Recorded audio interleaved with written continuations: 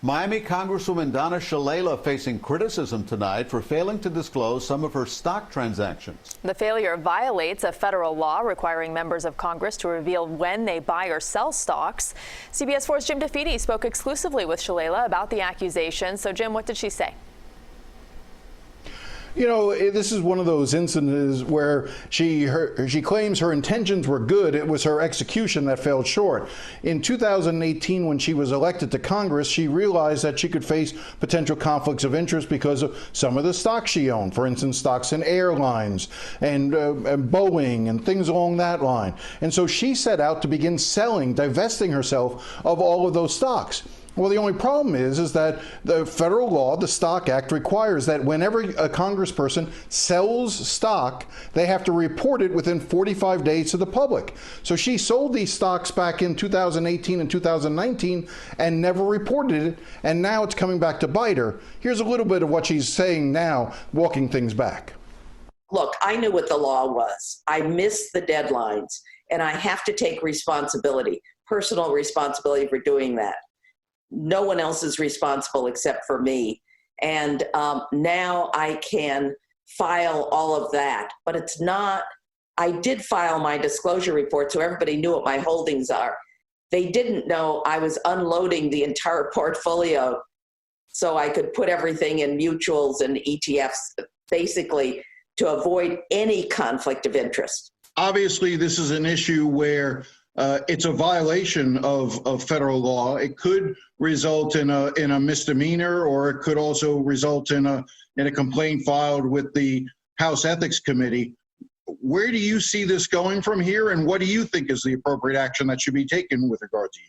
Well, actually, I notified the Ethics Committee once I realized that I hadn't, and I need to get the paperwork done. I'll get it done immediately, and then I'll talk to the Ethics Committee about what they think is appropriate. Whatever they think is appropriate, I obviously, whether it's a financial penalty or anything else, but it's my responsibility, and I take full responsibility for this, and I'm really sorry that I missed those deadlines in the process of trying to do the right thing, trying to totally avoid conflict of interest. Jim, you see her suffering political damage from this? Obviously, sorry.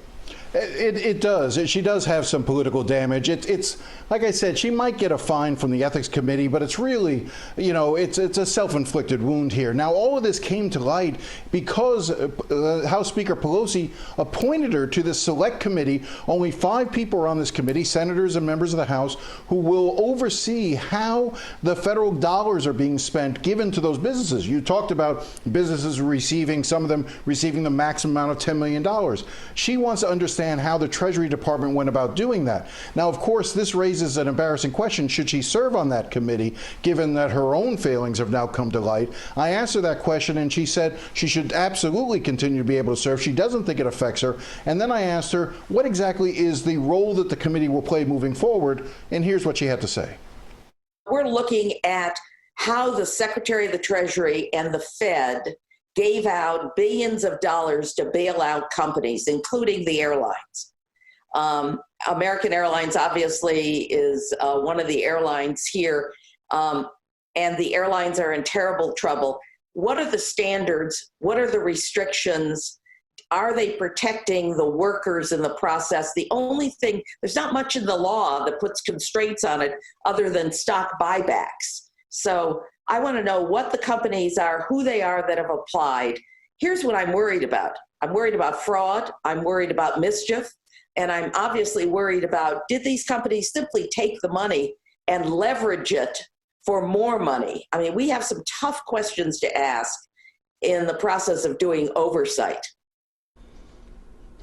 Now, here's the irony, is that what you had is a situation where the reason why all these violations that she had came to light is that when she was appointed to this committee, a think tank came forward and said, well, she can't serve on this committee because she owns airline stocks and she's going to be overseeing, you know, she has stock in Boeing. Well, then she responded by saying, I sold all that stock, and that's when it came to light. That's when they realized, the public realized, that she had sold these stocks and hadn't reported it. That's why she's in trouble now.